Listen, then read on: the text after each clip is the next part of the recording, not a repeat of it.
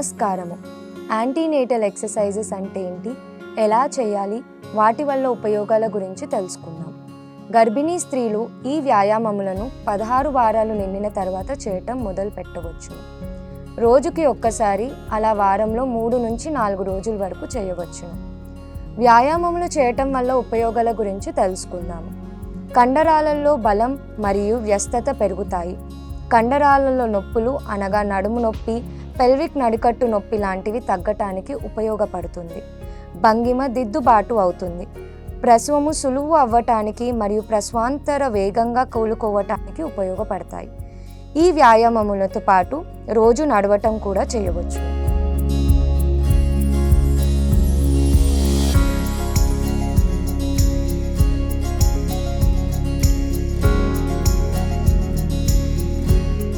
గోడ వైపున నించొని 2 చేతుల్ని గోడపైకి పెట్టుకోవాలి.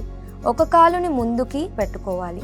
అలా ఈ స్థానం నుంచి శరీరాన్ని ముందుకి అంటూ వెనక కాల్లో మీకు లాగినట్టు తెలిసినప్పుడు ఆగి ఒక 10 సెకండ్ల వరకు ఉంచుకొని వదిలేయాలి. ఈ వ్యాయామంని 3 నుంచి 5 సార్ల వరకు చేసుకోవచ్చు.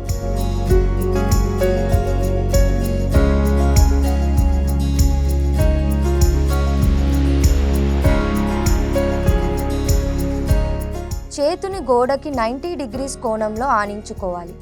ఒక కాలుని వెనక్కి పెట్టుకోవాలి. ఈ స్థానంలో శరీరాన్ని నడుము భాగం నుంచి ఉంచుతూ చేతు గోడకి ఆనించుకోవాలి. అలా 10 సెకండ్ల వరకు ఉంచాలి. ఇలా 2 వైపున 3 నుంచి 5 సార్ల వరకు చేసుకోవచ్చు.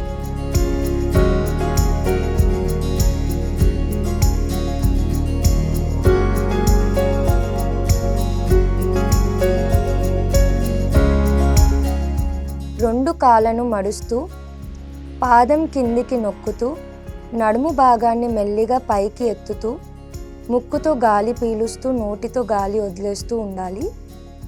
5 సెకండ్లు అలానే నడుముని పైకి ఉంచి మెల్లిగా కిందికి వదలవలను.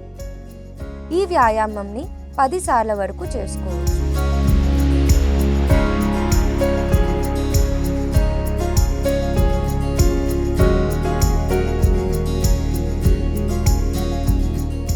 భుజం, మోకాలు, పాదం 3 ఒక వరుసలో ఉంచుకొని ముక్కుతో శ్వాస పీలుస్తూ నడుము భాగాన్ని కిందికి అంటూ తల భాగాన్ని పైకి చేస్తూ ఈ స్థానంలో ఒక 5 సెకండ్ల వరకు ఉంచుకోవలను. మెల్లిగా నోటితో శ్వాసను వదులుతూ నడుము భాగాన్ని పైకి చేస్తూ తల భాగాన్ని కిందికి పెట్టుకొని ఈ స్థానంలో ఇంకొక 5 సెకండ్ల వరకు ఉంచుకోవాలి. అలా ఈ వ్యాయామంని 10 సార్ల వరకు చేసుకోవచ్చు.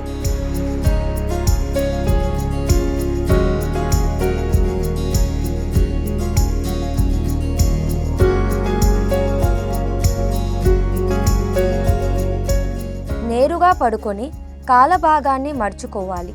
2 పాదాలను ఆనించుకోవాలి. ఈ స్థానంలో ముక్కుతో గాలి పీలుస్తూ మెల్లిగా 2 మోకాలను తెరుచుకోవాలి. ఒక 5 సెకండ్ల వరకు అలా ఉంచుకొని మెల్లిగా నోటితో గాలిని వదిలేస్తూ 2 మోకాలని దగ్గరికి ఆనుకోవాలి. ఈ వ్యాయామంని 10 సార్ల వరకు చేసుకోవచ్చు.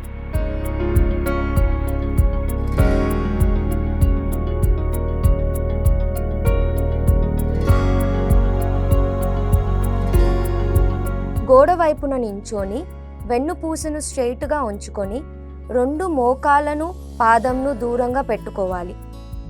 మెల్లిగా బాడీని కిందికి దించుతూ మోకాలు 2 పాదంకి బయటికి రాకుండా చూసుకోవాలి. అలా ఈ స్థానంలో ఒక 5 సెకండ్ల వరకు ఉంచుతూ మెల్లిగా పైకి లేవాలి. అలా ఈ వ్యాయామంని 10 సార్ల వరకు చేసుకోవచ్చు. 30 వారాలు నిండిన తర్వాత వ్యాయామములు పురోగతి చేయవచ్చును. బటర్ఫ్లై వ్యాయామంని కూర్చొని చేయటం మరియు సగం స్క్వాట్ వ్యాయామంని పూర్తి స్క్వాట్ వ్యాయామంగా చేయవచ్చు.